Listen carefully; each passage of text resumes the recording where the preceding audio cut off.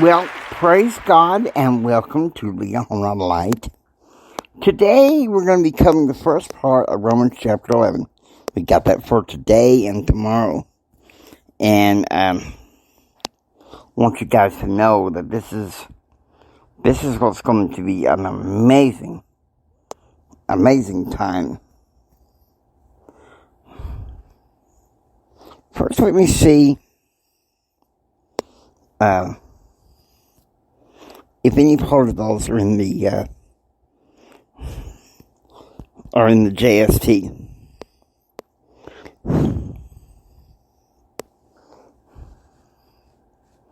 Nope. Okay then.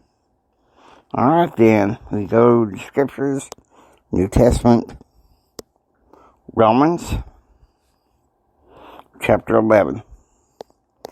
And total there is 36 verses, so we're going to cover 18 in total. And we may just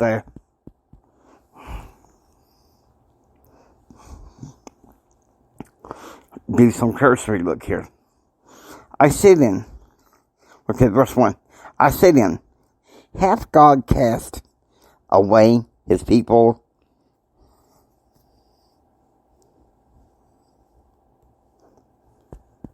In Greek it says, may it not be?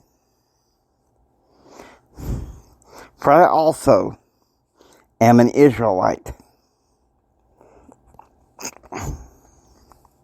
of the seed of Abraham, of the tribe of Benjamin.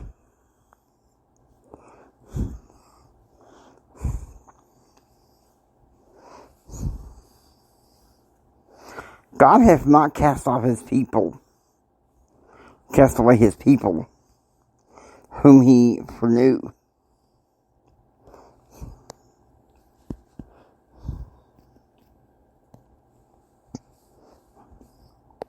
Know ye not that the Scriptures saith of Elias, how he maketh intercessions to God against Israel, saying, now,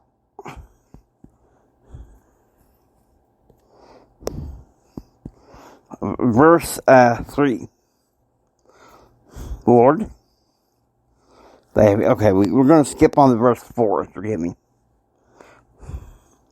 But what saith the answer of God unto him, speaking about Elijah?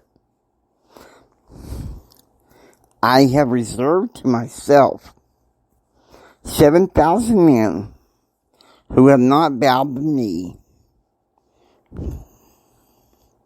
to the image of Baal. Now that tells you something, Elijah was praying that, he was kind of depressed, I'm all alone in this, and he can go ahead and just destroy Israel, just give up. In verse 5, it says this, even so then, at this present time, also, there is a remnant according to the election of grace.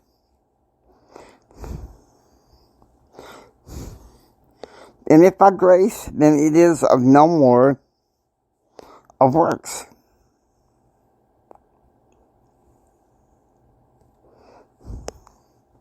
Otherwise, grace is no more grace. But if it be of works, then it is no more grace. Otherwise, work is no more work. We can camp on here, but I think I want to go on there, and you guys can study the theological meaning of that on your own. Verse 9. And David saith, let their table be made a snare and a trap and a stumbling block and a recompense unto them. Of course, in Greek, recompense means retribution or requital. So that kind of makes sense, in many ways. Now we're going to go to verse 12. Mark it. Okay, now. Now, if the fall of them be the riches of the world, and the diminishing of them the riches of the Gentile, how much more their fathers?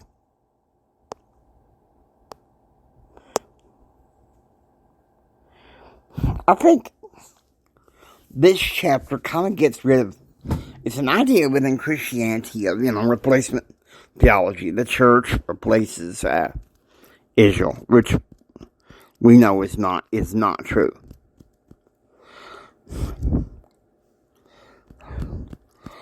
Verse 13.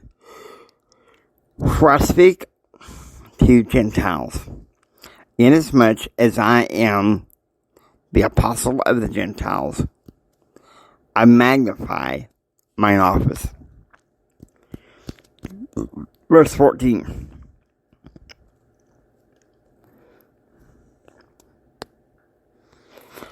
If I, by any means, I may provoke to emulation them which are my flesh, and might save some of them. Verse 15.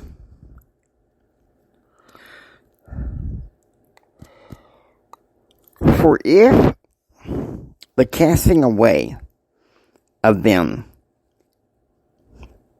for the reconciling of the world, what shall the receiving of them be but life from the dead? Okay, we're going to go ahead and go down to verse 18.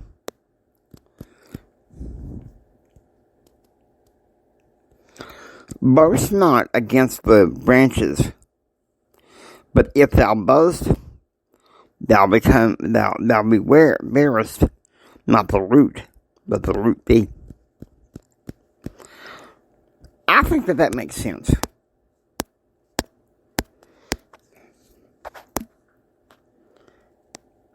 Because you see, the concept of replacing theology, well, the church has replaced Israel. And therefore, the law of Moses is dead, and therefore there may be no law. Well, no, that doesn't make any sense, because there's a higher law of Christ. And part of that higher law of Christ, believe it or not, involves the gathering of Israel. And, like President Nelson said, what is the meaning of the name Israel? Let God prevail. Okay? Now, Jacob, in Genesis, okay? Jacob wrestled with the Lord. And because of how it was, the Lord changed his name from Jacob, which means supplanter. Has several other missions, protect the God men or whatever, but it's given the name Israel. Let God prevail. And isn't it something how it is when we're gathered in our church and in our temples? Such amazing things, and I hope you will take interest in tomorrow. We will deal with this further. Now, I hope you enjoy listening to Leon on Light. If you like what you hear, please subscribe. Become a part of the Leon on Light family. This is Jimmy Hendricks saying until next time, take care. God bless you guys. Remember who you are. Read your scriptures. And by all means, please preach the gospel. Care about you guys. I'll see you tomorrow sometime. And we'll finish the rest of Romans chapter 11.